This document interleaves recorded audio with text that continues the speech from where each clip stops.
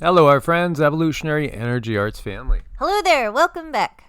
Okay, some fun, guys. Fun, so much doom and gloom out there in the news and blah, blah, blah. Let's take a break today a little bit and let's look at some things of, well, at least my interest anyway. It's always been since I was a kid. Please do make sure you're subscribed, got the bell clicked on Evolutionary, EEARTS, and Heart's Home. And thank you, Patreons and people over at Ko-Fi, for your support. We couldn't do it without your guys' help. So, 11% of people think Hillary is honest and trustworthy. 14% believe in Bigfoot. Well, I absolutely believe in Bigfoot. More than that. I mean, again, I feel that when you have had direct interactions and things, it's not so much belief. It's more like, well, I could share with you what I know. It brings a new level of perception and understanding when you have that experience of knowing. Yeah, I would venture to guess, and I didn't think of this ahead of time, but it just hit me. I probably have seen in various places, probably around a dozen, different instances of footprints that certainly would tend to make you think it was something Bigfoot-like. And several times in North Carolina, in the Nevada desert, in Arkansas, Louisiana, and Texas as well, and in other parts of the country in which I've lived. More people trust and believe that Bigfoot is real than trust in Hillary. Yeah, well, that's heading in the right direction. I know, and I'm surprised that's so low. 14% believe in Bigfoot. I think it's more than that. It really should be, because, I mean, I'll tell you right off, we know scientifically, and this was the very first video that I ever did, there's a scientific name for a creature that fits all the bills of Bigfoot, checks all the boxes off. And they know it lived, but yet they just simply say, as always, oh, well, that lived so long ago, they haven't been around forever. Yeah, sure.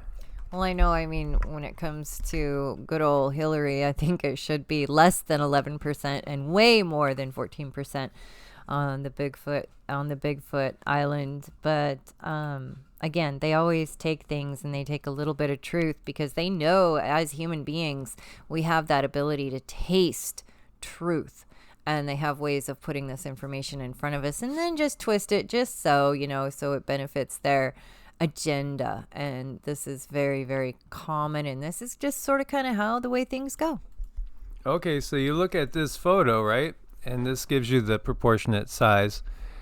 Science will tell you, yeah, this creature existed, and we call it Gigantopithecus. We have teeth that are, and there's different types of Gigantopithecus as well. That they say this lived perhaps up to 11,700 years ago. Oh, we're coinciding with the Younger Dryas again. And if you hear noises in the background, it's not Gigantopithecus, it's not Bigfoot, it's just Rama and Sita. Yes, Ramasita.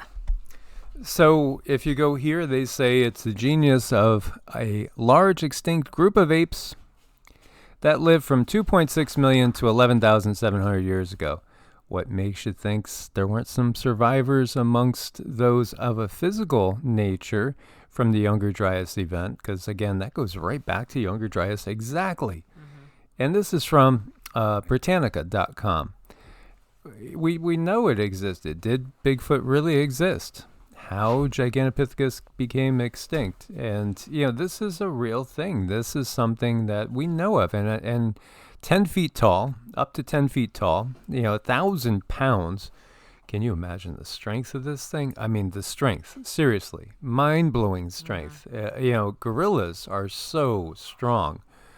And when you think of something like this, which would dwarf a gorilla, how strong would this be? And again, we have physical evidence of this, and I'm not talking, plaster of Paris cast and stuff, but we're going to show you what I think, and we went over this video a few times, is great evidence. Now, this was photographed a little ways away from where I was living in Florida, in the Miaka State Park. I used to take Zeke walking here.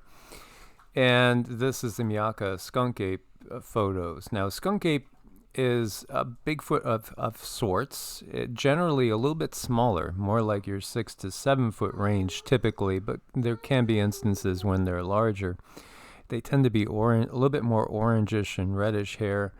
You know, again, when we asked to get information like how many species of Bigfoot type creatures are in the U.S. right now, Cindy got a number. Oh, yeah. I mean, 26 came right away when it comes to this general area in the United States. So if you look at something more like worldwide, there's got to be hundreds.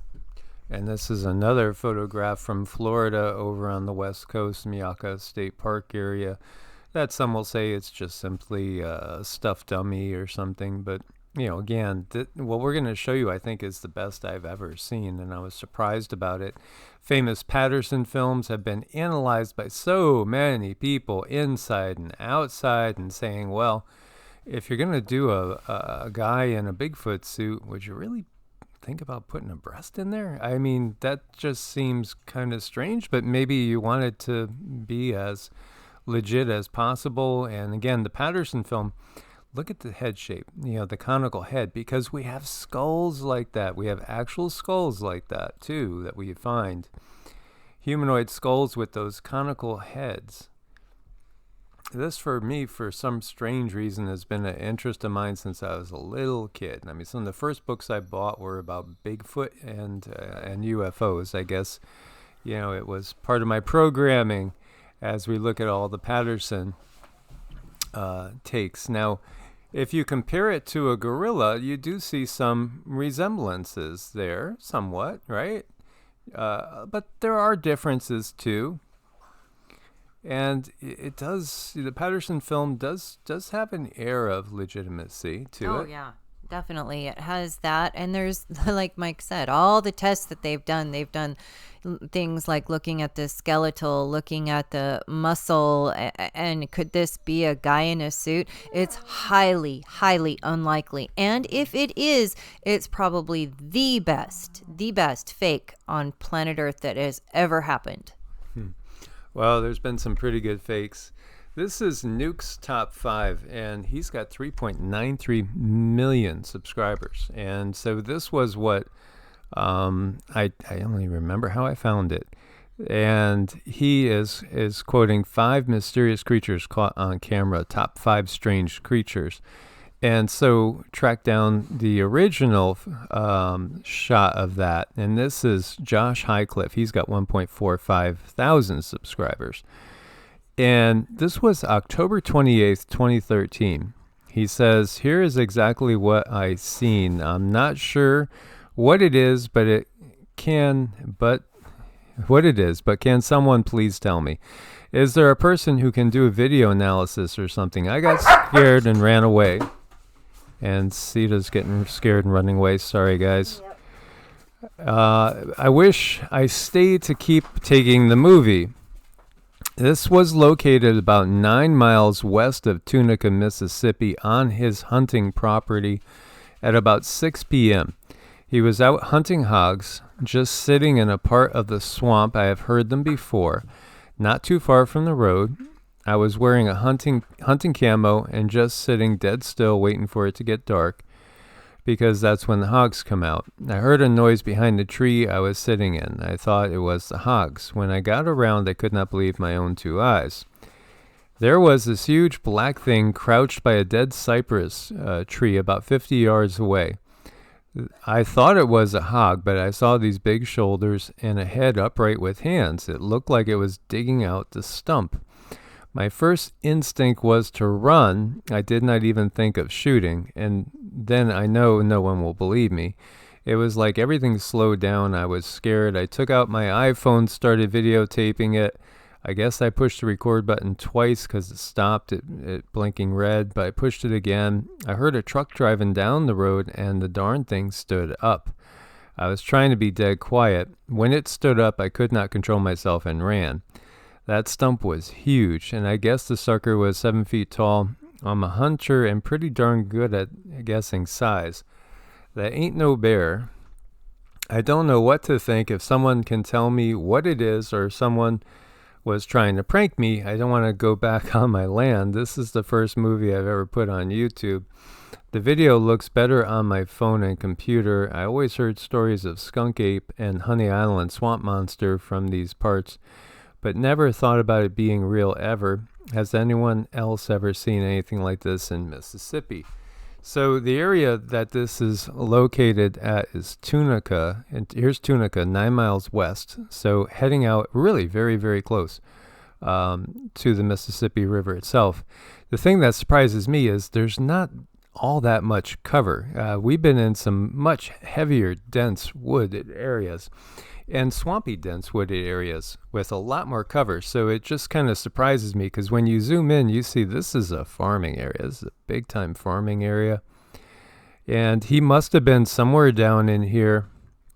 So yeah, there are trees, and you can see, there's bog, and there's the Mississippi right there. Ooh, interesting, is it not? And this is south of Memphis. As I zoom out, you'll see Memphis is over here. Just to give you a little idea, here's Little Rock, straight across from Little Rock, over on the Mississippi side. So this is almost as far up in the northwest corner of Mississippi as you can go. And I'm gonna play this for you guys, because I didn't see anything, and you never know if you're gonna get a copyright strike or not. But I don't see anything where it's copyrighted, so I think we'll give it a go and see how that flies. Check this out, though. I mean, it's a great capture.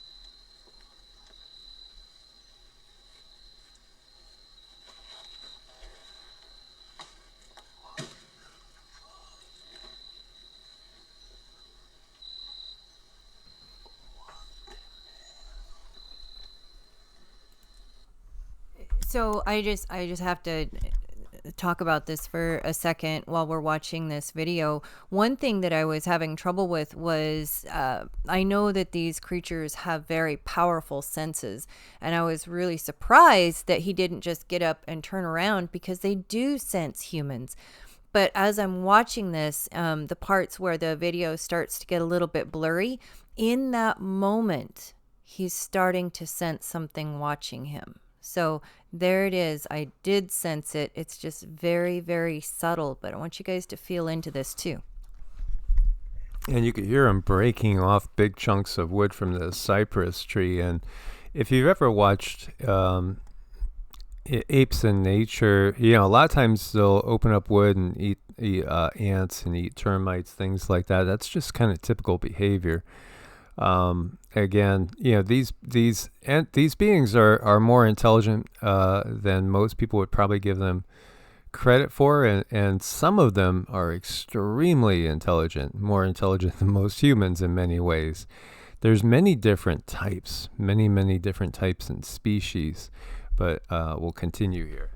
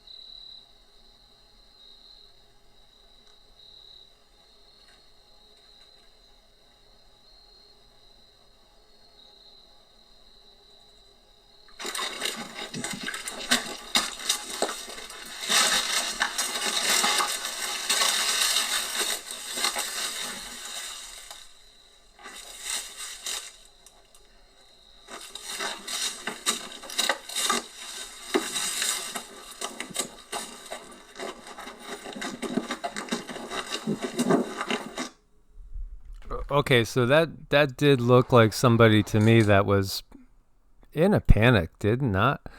When it stands up and he gets to see it standing up, it feels like I'm out of here. I am out of here quick.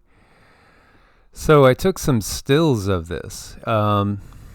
It's curious. It is most definitely curious. And we could see, at various points in time, it turns its head a little bit. But clearly you could see the back. And it does look like what we would expect to find. It looks very powerful, very muscular, has a gorillish kind of way about it, but that typical conical head that has been talked about. As you can see, broad shoulders, broad back. Read the comments too. I'll give you guys the links, of course. Uh-oh, there it's screwed up on me there. Uh-oh, wait a minute, are they trying to play with me here?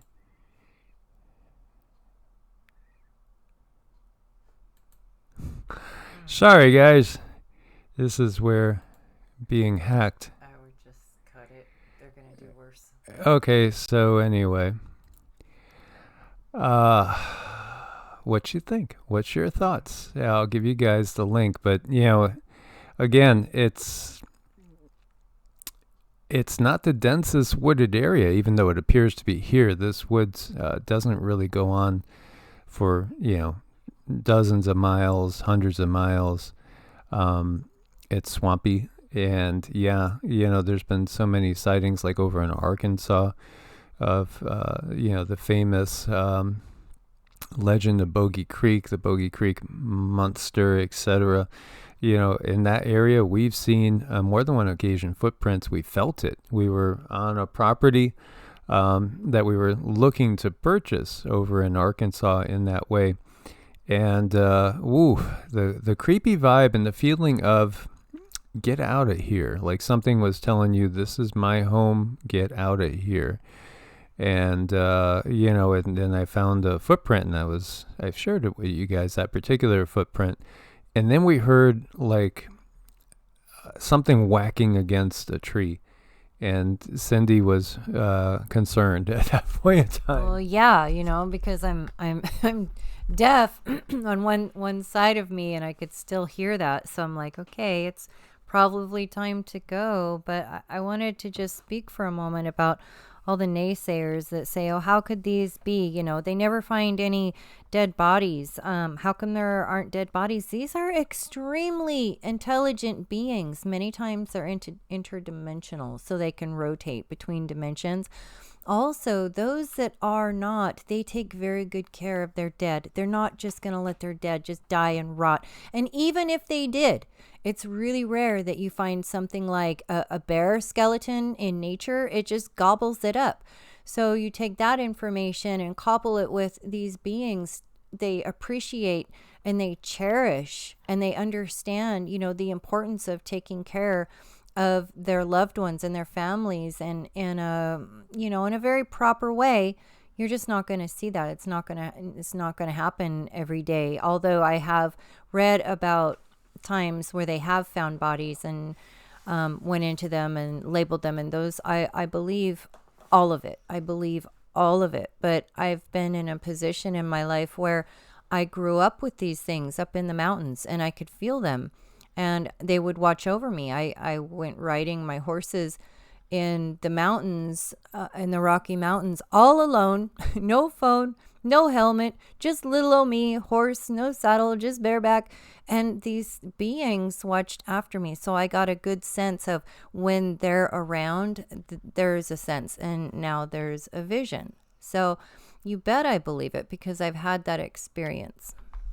Yeah, and why don't we find fossils? Well, I mean, why don't we find bodies? Well, we have. That you're looking at a jawbone right there. There are. They just say that these are older than they really are. And in some cases, they are probably that old, but in other cases, they're not that old. And they'll just say, well, that's just Gigantopithecus then. We know that existed. We have, fossils of that. But that was so long ago. Yeah, this is where they again, oh, well, yeah, one time there was an inland sea, in California and in Nevada and yeah, but that was millions of years ago or hundreds of thousands at least. No, things happen much more rapidly. And again, when we're looking at Britannica and that says 11,700, they're being way more honest than I would anticipate, Right. because that's right at the Younger Dryas extinction event, which probably did wipe out a vast majority. But then also we get that, as somebody else had mentioned in the comments, and good for you, a lot of these ascended, and they are simply 4D beings. The other thing that's come through is so many different species are wanting to interact with us because they can see us so clearly now because we are ascending. And so we're coming into a vibrational frequency, and we've talked about this before, where you will openly have way more encounters with what we would call cryptids. Cryptid encounters are just going to constantly increase now. And when we talk about the star children from 2055 that are living very long lives, and they're living peacefully out in nature, and they're living in harmony with the land and totally being brought up in a different way, yeah, we've gotten that they see these beings, but they try not to look at them because they don't want to intrude on them.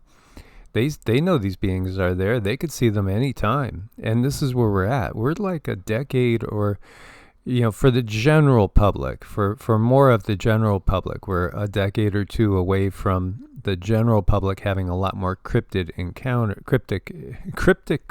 encounters. Yet those that are watching these videos, like the EEARTS family and Heart's Home family, that are watching and very open-minded spiritually, you will probably have these ever increasing encounters as, just from here on out. It's going to be kind of a restoration of the times of myths and legends, and all this is going to just become way more common. The reason it's not common is, again, it's the fluoridated water, it's the food, it's all the Wi-Fi, it's all the cell towers, it's all the technology. All these things disrupt our ability to perceive things. And when we're out there and in nature, as I've shared with you guys, I've had gardens before, and in my house, in a very, very populated area, 60,000 people in the town. And still, when I'd go into a meditative state, I could hear the elementals coming up next to me, just like their vibe is so much like creatures of the forest, like a curious squirrel that thinks that you have a nut and maybe you're going to feed him, but he's a little bit cautious of you. That's exactly how the elemental beings are. Not that Bigfoot is an elemental being, but just in nature. Again, we'll see the elementals more. We'll be able to see the sparkling and the twinkling of the elemental beings. And again, the ancient and shining ones that we talk about so often, and we'll be doing a video over on Heart's Home later today. These beings are of the elemental family tree, but at the very, very highest end. And these are benevolent beings that want to help us on our soul's evolution and journey, because the soul certainly evolves. And, in the case of Bigfoot, a lot of these beings, with the power structure that's in place, they're so in harmony with the mother. They don't want to be around something that's so toxic towards, the mother and the mother energies. And so, they shift their frequency slightly up, and are out of view for most people. If your vibes are higher, you may have encounters with them. Mm-hmm. And we could make a separate video, but I had found this clip of, it was a fig leaf that had been hooked up to some wires so you could actually hear the frequency. So there's some solid science behind that as far as being able to hear these different beings. When you start to awaken, it's like you start to get these super senses. And that's why I'm always so adamant about people that we work on and going through a journey of awakening. I am so adamant about people healing themselves, because all of your senses get expanded. So that means if you have triggers, those are going to get expanded too. So these are all things that we really want to address before we just hop in the awakening bandwagon. We really have to work on them ourselves, because at some time and point, like Mike, he's hearing the frequencies of these little beings. And isn't that wonderful? Isn't that beautiful? And that's something that we can all experience once we walk through this journey. But we do have to get through the tough stuff first. Absolutely have to walk through that first, because you don't want that to be distracting you left and right. You want to really enjoy everything that this Mother Earth has to offer. Yeah, and perhaps we don't get that across enough. Yes, right ahead of us, very, very trying, challenging times. They are going to pull the war card out, all that, all the chaos and everything.